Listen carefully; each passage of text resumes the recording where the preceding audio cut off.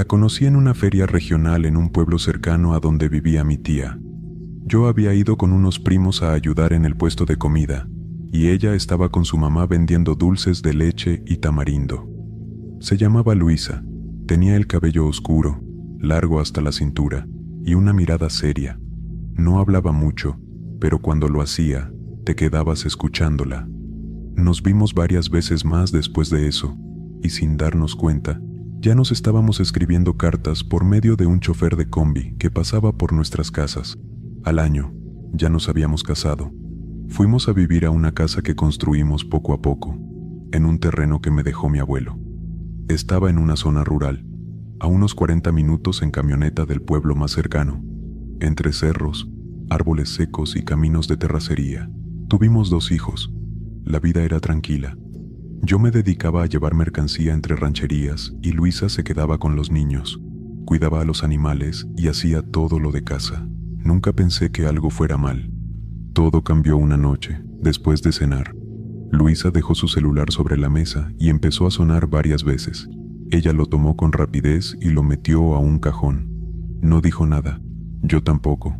Era raro, porque casi nunca lo usaba. En cuanto se acostó, esperé a que se durmiera.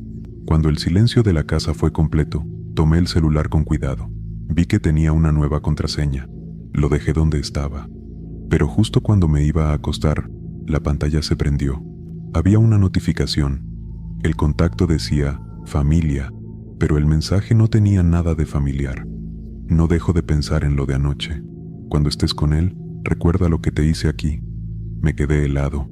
No tenía duda de lo que estaba viendo. Luisa tenía otro. Me acosté a su lado. No dormí. Sentí el corazón golpearme en la garganta. Pasaron días sin que le dijera nada, pero ya todo había cambiado. El jueves siguiente, me dijo que iba al pueblo a ver a unas vecinas. Se bañó, se perfumó, se peinó. Me dio un beso seco y salió. Apenas cerró la puerta, subí a la camioneta y la seguí, a distancia. Luisa dejó su camioneta vieja cerca de la primaria y se fue caminando hasta la plaza. Un carro gris la estaba esperando. Se subió sin pensarlo. Lo seguí por un camino de brecha, polvoso, lleno de curvas. Llegaron a una vieja posada usada antes por jornaleros. Ahora solo iban ahí los que no querían ser vistos. Ella y el tipo entraron por una puerta lateral. Me quedé en la loma, entre los matorrales. Esperé ahí casi 2 horas. No encendí luces ni el motor. Cuando salieron, ella reía bajo, se acomodaba el cabello. Él la tocó con confianza. Era un tipo flaco, con ropa sucia y barba desarreglada. Nada que ver conmigo. Volvieron al pueblo. Ella recogió su camioneta y se fue directo a la casa de las vecinas, donde se quedó un rato como si de verdad hubiera estado ahí todo el tiempo. Esa noche fingí dormir. Luisa volvió tranquila. Se metió a la cama sin decir nada. Yo no pegué el ojo. No dejaba de pensar en lo que había visto. La semana siguiente, cuando me dijo que saldría de nuevo, le dije que estaba bien. Apenas se fue, marqué a Carmen, una mujer con la que había trabajado años atrás y con quien siempre hubo tensión. Le dije que si quería verme. Me contestó que sí, sin hacer muchas preguntas. Le pasé la dirección de la misma posada. Nos encontramos ahí. Carmen y yo entramos a uno de los cuartos. Pasó lo que tenía que pasar. No fue por placer, fue por rabia. Cuando salimos, justo en ese momento, vi a Luisa saliendo también, del otro lado. Se topó conmigo cara a cara. Se le cayó la bolsa. No dijo nada. Yo tampoco. Me subí a la camioneta con Carmen y nos fuimos. En el retrovisor vi cómo Luisa empezó a gritarle al otro tipo, lanzando cosas al suelo. Esa noche, ya estaba en la casa cuando regresó. Me gritó, me insultó. Dijo que yo era un descarado, que cómo podía hacerle eso. Actuaba como si ella no hubiera hecho nada. Se desquitó conmigo con palabras que no venían al caso. No le respondí. Me fui al cuarto y cerré la puerta. Luisa se fue de la casa al día siguiente, llevándose algunas cosas. A los niños los mandé con mi hermana, para que no escucharan más discusiones. El divorcio comenzó de inmediato. Al principio quiso todo, la casa, el terreno, hasta la camioneta. No le permití quedárselo. Le ofrecí una pensión mensual justa y el vehículo que ella usaba. Llevó el caso con un abogado del pueblo, pero no pudo ganar nada más. Terminó firmando los papeles. A partir de ahí, solo hablábamos por los niños, nada más. Pasó casi un año sin saber de ella, hasta que una noche sonó mi celular. Era Luisa. Me sorprendió verla en la pantalla. Me pidió que la viera. Dijo que era urgente. Acepté sin preguntar. Vivía ahora en un cuarto rentado, en una zona apartada, en un camino de subida donde casi no pasaba nadie. Toqué la puerta y salió con la cara demacrada, flaca, con ojeras. Me pidió que pasara. Me senté en una silla rota. Me dijo que había dejado al tipo con el que andaba, que se había vuelto violento, que no trabajaba y vivía del dinero que ella recibía de la pensión, que la golpeó varias veces. Una de ellas la mandó al centro de salud con el rostro roto. Después de eso, las cosas se pusieron raras. Empezó a escuchar ruidos por la noche, golpes en la pared, puertas que se abrían solas. Sentía una sombra detrás de ella cada vez que se bañaba. Dijo que no podía dormir, que no comía, que todo le sabía a tierra, que sentía un frío que le recorría la espalda, aunque no hiciera aire. Me dijo que pensaba que ese hombre le había hecho brujería, que lo sentía todo el tiempo cerca, como si no la dejara ir. Nadie le creyó. Sus amigas ya no contestaban. Su mamá le dijo que eso le pasaba por haberme dejado. Me pidió que me quedara esa noche, que no podía estar sola. Me quedé. Dormimos en la misma cama, sin tocarse. A las 3 de la mañana, los golpes empezaron. 3 golpes secos en la puerta del cuarto. Me levanté, abrí. Nada. El viento estaba quieto, las luces apagadas. Volví a acostarme. Luisa lloraba. Dijo que era lo mismo todas las noches. Minutos después, los golpes sonaron otra vez, esta vez detrás de la cama. Revisé el otro cuarto. Estaba vacío. Cerré bien la ventana. Regresé con ella. Me pidió ayuda. Dijo que iba a morir si seguía así. Al amanecer, le dije que nos iríamos. Tomamos unas cobijas, ropa y salimos en la camioneta. Conduje todo el día. Llegamos a un lugar cerca de una ciudad del sur, donde había escuchado que vivía gente que sabía quitar trabajos de brujería. En ese momento, no sabía lo que nos esperaba. El camino era largo, lleno de curvas y de polvo. No hablábamos. Luisa iba recargada en la ventana, con los ojos cerrados, pero no dormía. Cada tanto la veía temblar. Llegamos al atardecer a un pueblo pequeño, rodeado de cerros y caminos de piedra. Pregunté discretamente por alguien que ayudara con asuntos oscuros, y uno de los ancianos del lugar me indicó una vereda que llevaba a una casa al fondo de una barranca, sin nombre ni letrero. Nadie nos acompañó. Cuando llegamos, la casa era de madera, con techo de lámina oxidada, rodeada de veladoras apagadas y ramas secas colgadas de los alambres. Un perro viejo nos miró desde el pasillo, sin ladrar. Toqué la puerta y salió una mujer mayor, delgada, con el cabello cubierto por un rebozo. No preguntó quiénes éramos, solo se hizo a un lado y nos dejó pasar. Dentro había olor a incienso, a tierra mojada, a humo viejo. La luz venía de velas y de un fuego tenue en un anafre. La mujer observó a Luisa por varios segundos sin decir nada. Luego le pidió que se sentara en un petate al centro del cuarto. Puso unas ramas sobre el fuego y comenzó a murmurar. Caminó alrededor de ella con las manos abiertas, moviéndolas como si apartara algo invisible. Después de un rato, dijo que a Luisa le habían hecho 2 trabajos. Uno, reciente, hecho con tierra de cementerio y sangre de animal. El otro, más viejo, pero igual de fuerte, destinado a separarla de todo y dejarla sola. La mujer dijo que el primero era de un hombre obsesionado con ella, que había querido amarrarla, dominarla, y cuando no lo logró, le lanzó enfermedad y miedo. Dijo que era un trabajo enterrado, con una intención de dependencia total. El segundo trabajo, dijo la mujer, era más frío, hecho por alguien que no buscaba tenerla, sino destruirla, que quería verla lejos de su familia, aislada, debilitada, que por eso sus amigas la habían dejado, que por eso nadie la ayudaba. Yo no dije nada, pero por dentro todo iba encajando. La mujer describió físicamente a los responsables sin que nadie le dijera nada. Las descripciones coincidían perfectamente. La mujer preparó una mesa con trapos negros, veladoras y un cuenco de barro con agua turbia.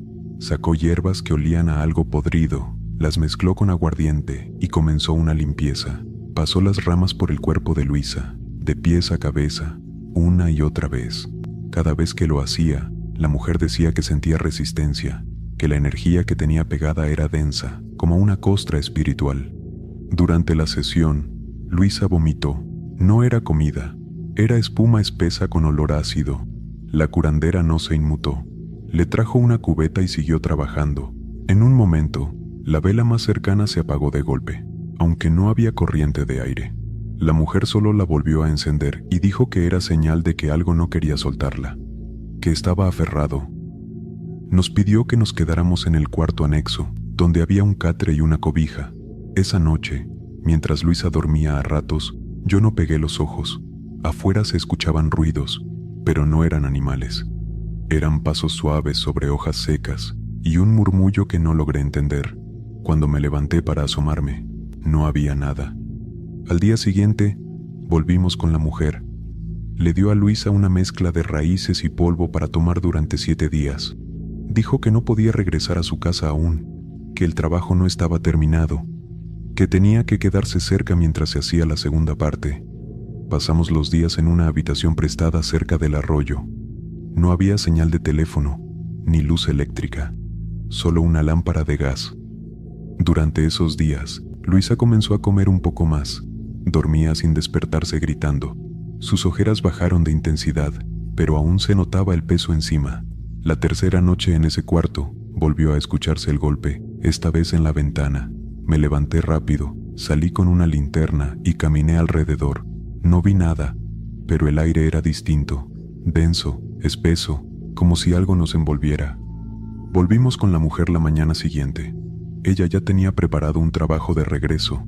Dijo que podía mandar de vuelta lo que le habían hecho, pero que eso tenía consecuencias, que no era juego, que devolver la maldad implicaba que el origen la recibiera multiplicada, pero que también el intermediario podía pagar algo. Le dije que no me importaba.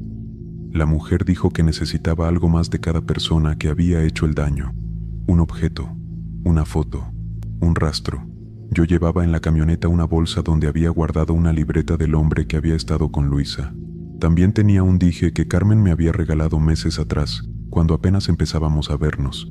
Le entregué todo. Esa tarde, la curandera hizo el trabajo en un claro cerca del monte. Encendió un círculo con veladoras negras, quemó las fotos junto con un papel escrito a mano, que nunca supe qué decía.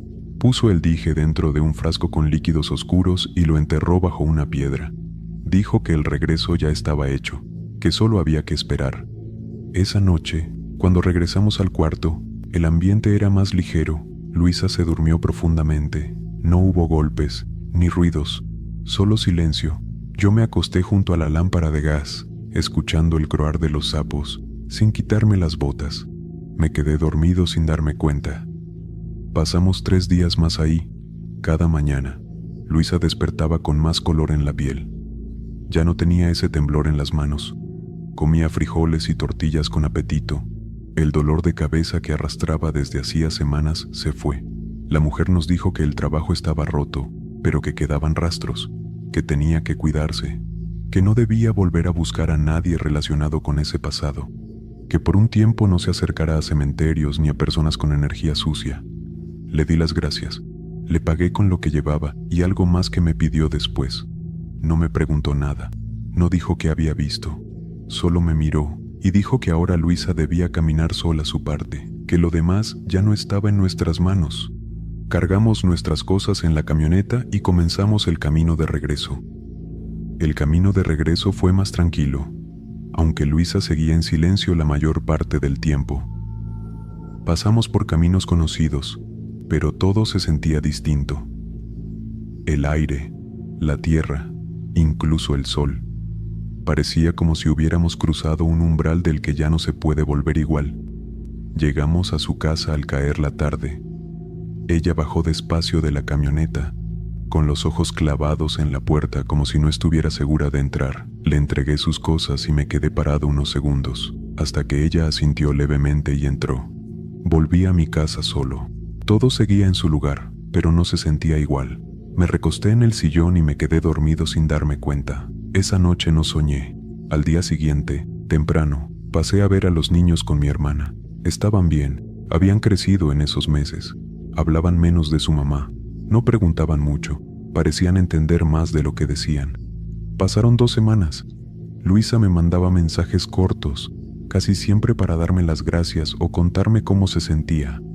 Me decía que comía mejor, que dormía tranquila, que el silencio de su casa ya no la asfixiaba. Empezó a salir al mercado por las mañanas. Una vecina le volvió a hablar. Me decía todo eso como si aún le costara creerlo. Luego vino lo extraño. Primero me enteré de que Carmen había sido despedida del trabajo por una denuncia interna. Nadie me dijo detalles, pero varios sabían que algo raro había pasado. Después supe que había caído enferma. La vieron en la clínica del pueblo, muy delgada, pálida, con las manos cubiertas de manchas. Al poco tiempo, se fue a casa de sus padres, en otro estado. Nadie volvió a saber más de ella. Semanas después, Luisa me dijo que el hombre con el que estuvo había desaparecido, que primero dejó de llamarla, luego de mandarle mensajes. Después, una de sus vecinas del barrio donde él vivía le dijo que la última vez que lo vieron, iba caminando solo por el monte, hablando solo. Nadie supo más. Su número ya no existía. Su cuenta de redes, borrada. Era como si se lo hubiera tragado la tierra. Luisa comenzó a recuperar el color en el rostro. Sus ojos ya no estaban hundidos. Volvía a hablar con voz firme. Un día, sin planearlo, me invitó a cenar. Fui. Me recibió en su casa, sencilla pero limpia. Había guisado arroz con huevo y me lo sirvió con tortillas calientitas. No hablamos del pasado, solo comimos. Al terminar, me ofreció café. Me quedé un rato más. Esa noche dormí mejor que en muchas semanas. A partir de ahí, nos vimos de vez en cuando. Íbamos juntos al mercado, o me pedía que la llevara a ver a los niños a casa de mi hermana. No volvimos a hablar del trabajo que le habían hecho, pero estaba claro que no lo había olvidado. Un día, fui por ella para llevarla a un encargo. Estábamos en camino cuando, al pasar por una curva del cerro, el motor de la camioneta se detuvo de golpe. El volante se endureció. Frené con cuidado y nos orillamos. Bajé a revisar. No era nada evidente. El motor estaba frío, aunque el día era caluroso. El aceite estaba en su nivel. Luisa bajó también. Apenas puso un pie fuera, se llevó las manos a la cabeza. Se arrodilló en la tierra. Dijo que sentía que alguien la estaba viendo. Le temblaban los brazos. La ayudé a subir de nuevo. Saqué agua del termo y le mojé la nuca. En cuanto se sentó, el motor encendió solo. No toqué la llave. Luisa no dijo nada. Solo se abrazó a sí misma. Seguimos el camino sin una palabra. Esa misma noche, me escribió. Me dijo que desde esa tarde había vuelto a soñar con el cuarto donde estuvo con aquel hombre, que en el sueño la puerta estaba cerrada por fuera, que escuchaba pasos alrededor, pero no podía moverse. Me dijo que tenía miedo de que algo hubiera quedado abierto. Le recomendé que no durmiera sola. Al día siguiente, fui a verla. Dormí en una hamaca cerca de su cuarto. No pasó nada, pero el ambiente se sentía cargado, como si alguien más estuviera en la casa. A medianoche, un gato maulló fuerte detrás de la cocina. Me levanté, salí con la lámpara. Era un gato negro, con la cola erizada, mirándome fijo. No se movía. Le grité, pero no reaccionó. Me acerqué y cuando estuve a 2 pasos, desapareció en la oscuridad sin hacer ruido. Revisé los alrededores. No había nada. Volví a la hamaca. Dormí a ratos. Al amanecer, Luisa me dijo que soñó que el hombre estaba en su casa, parado en la esquina de su cuarto, sin rostro, con la camisa manchada, que no hablaba, pero le señalaba el pecho. Me mostró una marca roja en el cuello, como si algo la hubiera apretado mientras dormía. Era reciente. No tenía explicación. La llevé a un templo cercano. No era muy grande, pero ahí conocían a un hombre mayor que rezaba por las personas. Le conté lo justo. El hombre no preguntó mucho. Le puso agua bendita, rezó sobre su cabeza y le pidió que no volviera a hablar del sujeto ni de su pasado por un tiempo, que la palabra también abre puertas. Volvimos a casa. Esa semana, Luisa se quedó a dormir en la mía. Los niños vinieron un par de veces a visitarnos. Parecía que todo empezaba a volver a su lugar, pero una madrugada, mientras dormíamos, se escuchó un golpe seco en la puerta principal. Bajé corriendo. No había nadie, solo un olor a tierra mojada, como si hubieran escarbado cerca. Al revisar por la mañana, encontré 3 marcas en el suelo, justo frente a la puerta. Eran como de pisadas, pero deformes, largas, más profundas que cualquier huella común. Luisa las vio y no dijo nada. Solo entró, se puso a barrer y encendió una vela blanca en la cocina. Llamé al hombre que nos había ayudado en el pueblo del sur. No contestó. Mandé un mensaje. Pasaron días sin respuesta. Al 4.º día, me contestó su hija. Dijo que él se había enfermado de pronto, que estaba sin hablar, que no reconocía a nadie, que los médicos no encontraban la causa. No supe qué hacer. Me senté en la cocina con Luisa. No hablamos. Solo escuchamos cómo el viento movía las láminas del techo, aunque no había brisa. Esa noche, mientras ella dormía, me senté junto a la ventana con la lámpara encendida. Afuera, entre los árboles, vi una figura parada. No tenía forma clara, pero su presencia era evidente. No se movía, no hacía ruido, solo estaba ahí. Cerré la cortina. Me quedé despierto hasta que salió el primer rayo del sol. El día siguiente amaneció con cielo cerrado. El viento era seco, las hojas no se movían, pero el aire olía a lluvia vieja. No habíamos hablado de lo que vi en la madrugada. Luisa parecía más cansada. Se levantó tarde, no quiso desayunar. Me pidió que la llevara al cementerio donde estaba enterrado su papá. Dijo que necesitaba hablar con él. No pregunté, solo manejé en silencio. El panteón estaba vacío. Unos cuantos nichos rotos, hierba crecida y losas viejas cubiertas de polvo. Ella caminó directo a una tumba que no tenía nombre, solo una cruz de madera carcomida. Se hincó ahí. No recé. Me quedé apartado, observando. El silencio era tan pesado que se podía oír cada pisada de hormiga sobre la tierra seca. Cuando se levantó, tenía los ojos hinchados, pero más claros. De regreso, paramos en una tienda. Compró una veladora negra, una blanca y un frasco de alcohol. Al llegar a casa, encendió ambas velas y limpió cada cuarto con el alcohol rociado con hojas de laurel. No había aprendido eso conmigo. Lo había visto en otro lado. No quise preguntar. Esa noche se quedó dormida temprano. Yo me senté en el corredor, frente al campo. Los grillos habían dejado de cantar. No se escuchaban perros, solo el zumbido lejano de algún insecto invisible. Alrededor de las 2 de la mañana, un golpe seco sacudió la parte trasera de la casa. No era una rama, ni un animal. Era como si alguien hubiera arrojado un costal lleno de piedras contra la pared. Fui a revisar con la lámpara. Detrás del tanque de agua, vi marcas como si hubieran arrastrado algo, pero no había nada, solo tierra removida, en forma de espiral. Esa figura no se hace sola. Regresé al cuarto. Luisa estaba despierta, sentada en la cama. Me dijo que había escuchado risas, no de niños, de algo más grave, risas sin alegría, como si se burlaran de ella. Le di un té de ruda y le pedí que no dijera nada más por esa noche. La ayudé a recostarse. Cuando apagué la luz, las veladoras titilaron de manera extraña, como si la llama se echara para atrás, intentando no apagarse. Volví a encenderlas con cerillos. Esa noche dormimos poco. Los ruidos no cesaron, toques leves en la pared, murmullos por el pasillo, y en un momento, el sonido claro de la puerta del baño abriéndose sola. En la mañana, todo estaba en su sitio. Nadie había entrado, pero sobre la mesa había 3 granos de maíz negro y una pluma de gallina.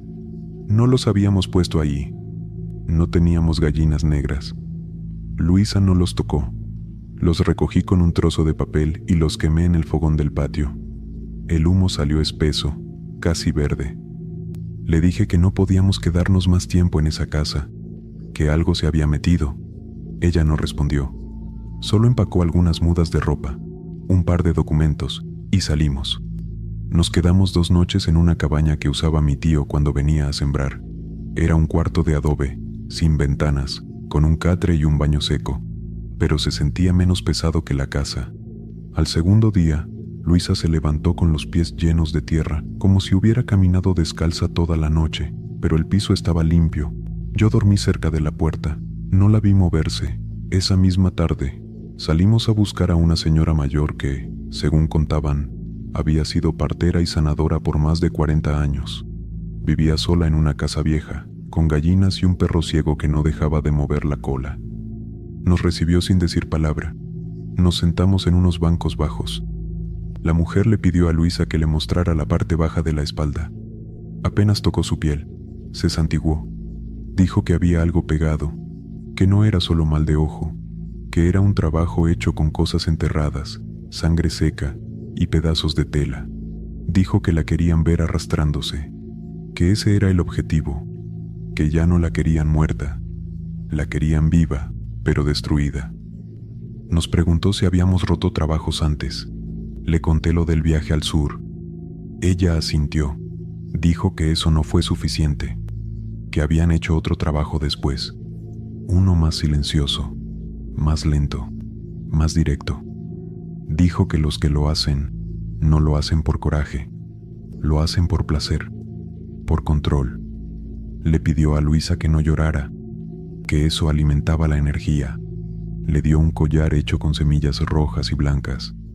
Dijo que no se lo quitara ni para dormir. Esa noche, al volver a la cabaña, los grillos cantaban de nuevo. El viento era fresco. Luisa se durmió rápido, pero yo no. Me quedé despierto, viendo la puerta, y cerca de las 3 sentí un olor a podrido. No venía de afuera, venía del interior de la cabaña, de la esquina. No me moví, solo apreté el rosario que traía en el cuello. No vi nada, pero el olor se fue cuando empecé a rezar en silencio. Al amanecer, encontramos en la entrada de la cabaña una cruz hecha con ramas atadas con hilo rojo.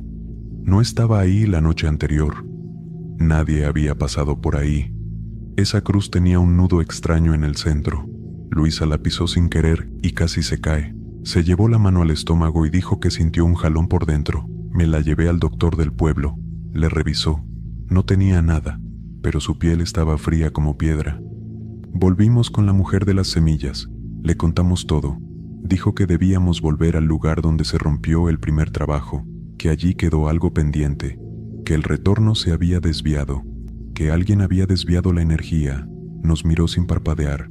Dijo que si no cerrábamos ese círculo, alguien más caería, y que no sería ella, ni Luisa, que sería alguien inocente, alguien cercano. No dijo más, solo nos dio un frasco pequeño con agua de luna y otra semilla distinta, oscura, con una raya blanca en el centro. Dijo que debíamos enterrarla donde se había hecho la primera limpieza, que esa sería la única forma de cerrar lo que se había abierto. Volvimos a empacar. Salimos antes del atardecer, directo hacia el sur, sin música, sin palabras, solo el ruido del motor y el polvo del camino. Salimos antes de que anocheciera. El camino era largo, pero ya lo conocíamos de memoria. Llevábamos los frascos, las semillas y la indicación de no detenernos. La carretera estaba sola. A ratos parecía que el aire se detenía por completo. Ni un solo animal cruzó frente a nosotros, solo el polvo flotando en el retrovisor y los faros iluminando árboles secos y piedras. Llegamos a la comunidad al sur cerca de la medianoche. Todo estaba oscuro. Busqué el camino de terracería que llevaba a la casa donde había ocurrido la primera limpieza. El monte había crecido. Las ramas se cerraban sobre el camino como si no quisieran que pasáramos. El motor comenzó a fallar a medio camino. El mismo sonido de la vez anterior, ahogado, como si algo lo apretara desde dentro. Apagué las luces, bajamos en silencio y caminamos el resto del tramo con una linterna de mano. Luisa iba detrás de mí, con el frasco apretado en una mano y las semillas envueltas en una servilleta. La casa estaba en pie, pero algo había cambiado. Las velas ya no estaban. Las ramas secas colgadas en la entrada se habían podrido. El perro viejo ya no estaba. Tocamos la puerta. Nadie respondió. Entramos despacio. El interior olía a humedad vieja, a humo apagado, a cosas encerradas por meses. Todo seguía en su lugar, pero sin vida. Dejamos las cosas en el centro del cuarto. Luisa colocó el frasco en el mismo lugar donde había estado el altar. Abrí un pequeño agujero con un machete y enterré la semilla como nos habían indicado. Cuando tapé la tierra, el aire cambió. Un viento cálido salió de ninguna parte. apagó la linterna. No dijimos nada. Caminamos hacia la puerta, pero antes de cruzarla, el suelo